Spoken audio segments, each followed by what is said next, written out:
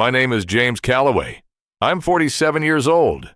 I spent 12 years as a divorce attorney, which means I've sat across from hundreds of people at the worst moment of their lives and helped them divide everything they once built together. I was good at it. Precise. Unsentimental. I tell you that, so you understand what I'm about to say, carries a particular weight coming from me. I have never in my professional life seen a love story end cleanly. Not one. Every ending I've witnessed has had a door in it. A moment where someone chose to walk through or chose to stay. And the ones who haunt people aren't the doors they walked through. They're the ones they didn't. I know this because I had one of those doors. And this is the story of what happened the night I finally walked back to it. Before I go any further, if this is your first time here, take a moment to hit like and subscribe, and drop your city and the time where you are in the comments. I read every single one. Now, let me take you back, not to the ending, not to the door. Let me take you back to a coffee shop on a Tuesday morning in October, 17 years ago, because that is where everything started, and, as it turns out, where everything ended. Her name was Claire Ashton. She was sitting at the cornered table when I walked in, reading a paperback with the spine cracked so far back the cover was touching the last page. That specific kind of reader, the kind who commits completely and doesn't care what it costs the book. I was 30. She was 28. I had just passed the bar and started at a firm downtown. She was finishing her PhD in literature, writing a dissertation on letters, specifically on the things people put in letters that they couldn't say out loud. I remember thinking that was the most specific area of study I had ever heard of. I introduced myself. She looked up from the book without closing it, which told me everything about her. She did not perform interest. She was either interested or she wasn't. She was. We talked for 3 hours that morning. Her coffee went cold. Mine too. The barista gave us one look at the 2-hour mark, and we ordered again out of guilt and talked for another hour after that. I walked out of that coffee shop knowing 2 things. 1, I had never in my life spoken to someone who listened the way she did, not waiting for her turn to talk, actually listening, following the thread all the way to the end. 2, I was in serious trouble. We were together for 4 years. I want to be careful here, because 4 years is a long time, and I could fill hours talking about it. So let me tell you only the things that matter to what happens later. Claire was the most honest person I have ever known. Not brutal. Honest. There's a difference. She had no interest in saying things that weren't true, even when the truth was inconvenient, even when a comfortable lie would have cost nothing. She told me once in the 2nd year that she thought I used my intelligence as a wall, that I was so good at constructing arguments that I had started constructing them against my own feelings. I told her that was an interesting theory. She said, "It's not a theory, James. I can see you doing it right now." She was right. She was almost always right about me, which was alternately the best and most uncomfortable thing about loving her. We talked about the future the way young people do, loosely, warmly. The future as a place we were both heading toward, without worrying too much about the map. She wanted to write. I was building toward partnership. We had an apartment with too many books, and not enough bookshelves, which she considered a design choice, and I considered a structural hazard. Then her father got sick. This was year 3. His heart, serious, sudden, the kind of diagnosis that rearranges everything. Claire's family was in Portland. She had a younger sister, no other siblings. Her mother had passed when Claire was in college. The math of the situation was clear. She needed to go home. She asked me to come with her. I told her I couldn't leave the firm, that I was 18 months from partnership, that Portland was, I actually used this phrase, I'm not proud of it, logistically complicated right now. She looked at me for a long moment after I said that. The way she looked when she was deciding whether to say the thing she was actually thinking. She said, logistically complicated. I said, Claire, you know what I mean. She said, I do know what you mean. That's the problem. She left for Portland 6 weeks later. We tried long distance for 8 months. Calls, visits, the architecture of a relationship held together by scheduling. Then one evening in March, she called, and she sounded different. Not sad, settled. The way she sounded when she had made a decision, and it had taken hold. She said, James, I think we've been saying goodbye for 8 months, and neither of us has wanted to be the one to say,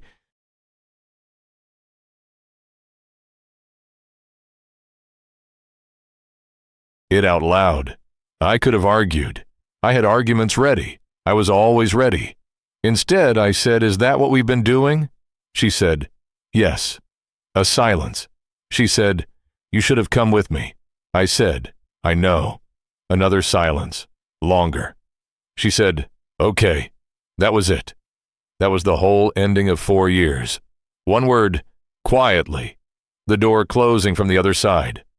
I went back to work the next morning. I made partner 14 months later. I told myself the trade had been worth it. I told myself that for 11 years. Let me stop here and ask you something.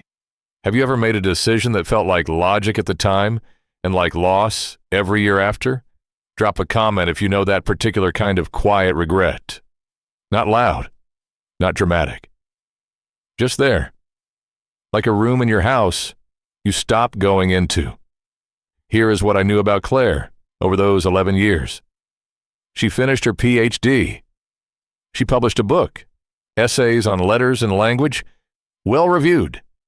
The kind of book that doesn't sell 1 million copies, but means something to the people who find it. I bought it the week it came out. I read it twice. I did not reach out. Her father recovered, slowly, then fully. He was gardening again by the end of the 2nd year, which Claire had mentioned in an email. We had occasional, careful emails, the kind that stay on the surface by mutual unspoken agreement. The emails stopped after year 6. No argument, no incident, just they stopped. The way some things end, not with a door, but with a hallway that gradually goes unused. I knew she was in Portland. I knew she was teaching, adjunct at first, then full-time. I knew, through a mutual friend, not through her, that she had been in a serious relationship for several years. I did not know if it had continued. I told myself it didn't matter. Then my mother died. This was 14 months ago. November, sudden, the way the fast ones go. She was 74. She had been healthy, and then she wasn't.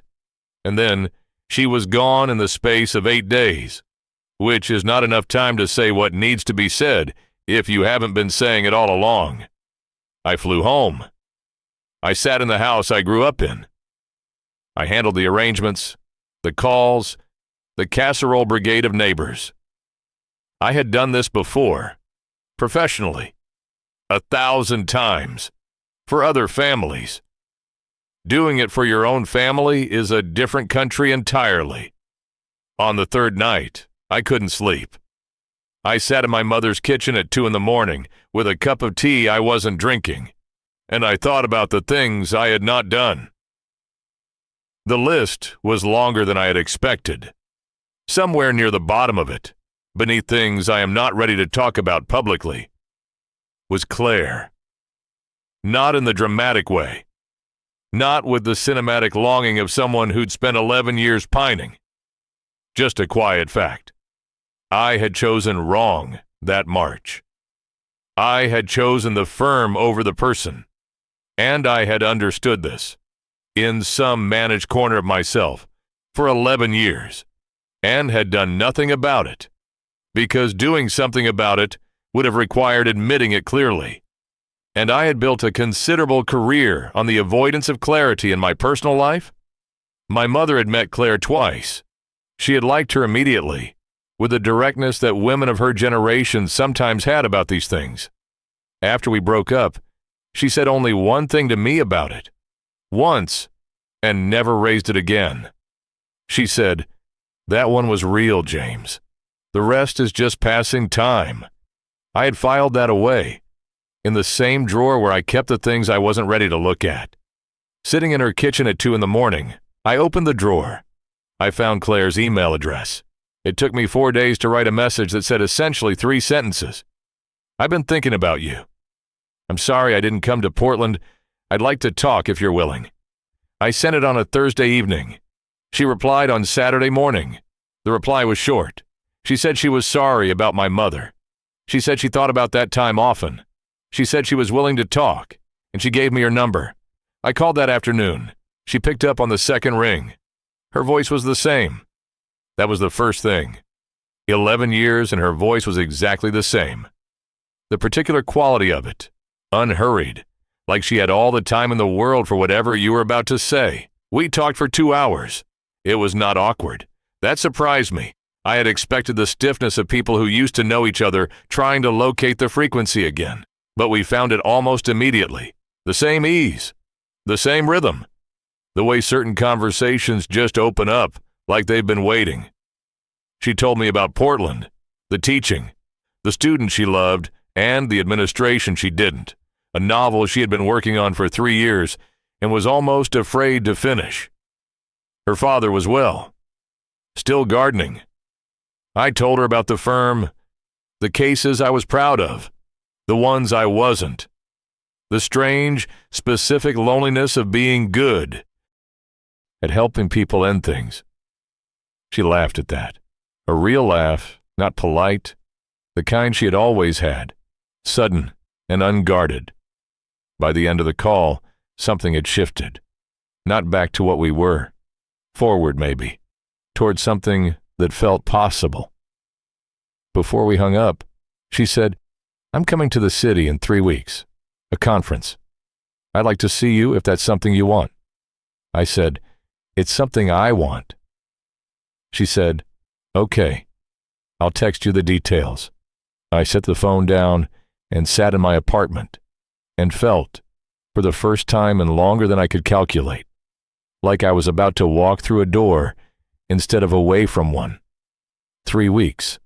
I will tell you that 3 weeks is a specific kind of time when you are waiting for something you have waited 11 years for without knowing you were waiting. I thought about what to say. Not arguments. I had learned, or was learning, to put those down. Just the true things. That I had been wrong to choose the way I had chosen. That she had been right about the wall. That I had spent 11 years being very successful, and occasionally wondering if success was the thing I had actually wanted, or just the thing I had picked up when I let go of something else.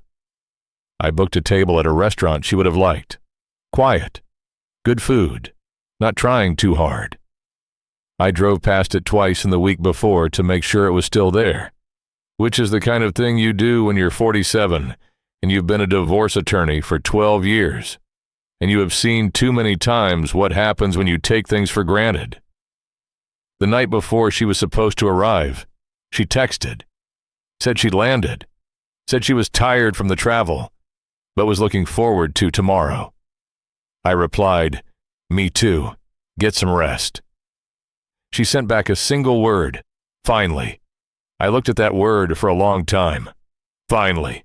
I want to stop here, because what I'm about to tell you is the part I have not told anyone. Not my sister. Not my closest friend. Nobody. I'm telling you because this is the kind of story that only makes sense if you tell all of it. I arrived at the restaurant 8 minutes early. I sat at the table and ordered water and watched the door. She walked in at 7:03. 11 years. She looked like herself. That was the only way I could put it. Not unchanged. Not unchanged would be a lie, but fundamentally, structurally herself. The same way of moving, deliberate and unhurried. She was wearing a dark coat and she was looking for me, and when she found me, she smiled. Not a polite smile, the real one. I stood up. She crossed the room. We hugged the way people do when they have history. Longer than acquaintances, careful in a way that's its own kind of tenderness. We sat down. We ordered. And then she said, "I have to tell you something before we go any further, because I would rather say it now than have it sitting between us all evening." I said, "Okay." She folded her hands on the table. A gesture I remembered. She said, "I'm getting married in the spring." The room did not change. The candles kept burning. The restaurant kept making its restaurant sounds.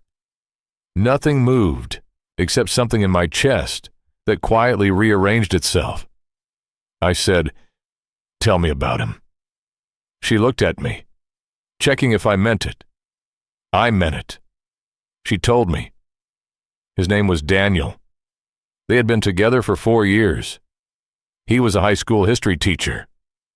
He made her laugh, she said, which she had learned mattered more than she had thought when she was younger. He had moved to Portland for her without being asked. That last part landed precisely where it was meant to. I said, "That's the detail that matters." She said, "Yes." We sat with that for a moment. Then she said, "I didn't come here to hurt you, and I don't think you came here to get back what we had." I said, "No. I came here to say I was wrong. That's all. And I can still say it. I was wrong." She looked at me. Her eyes were the same. She said, "I know you were." I knew it then too. But James, and I need you to hear this, you being wrong then led to me finding something true now. I can't regret the path, even if the beginning of it was painful.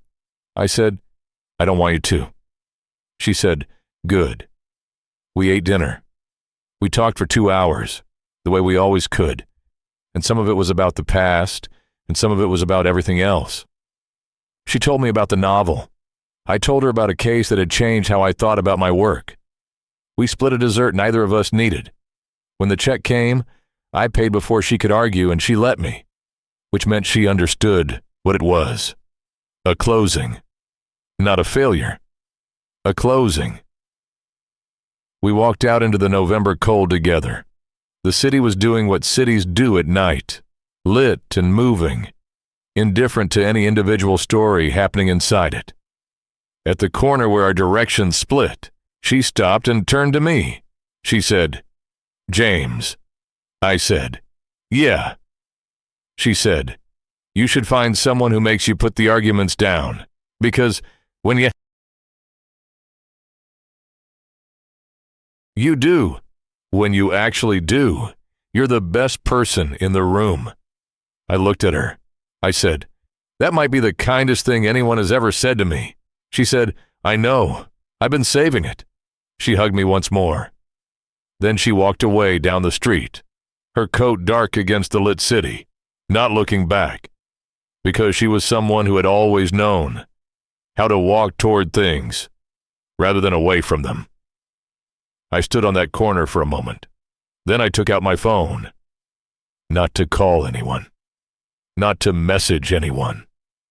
I opened the notepad and I typed 3 words to myself.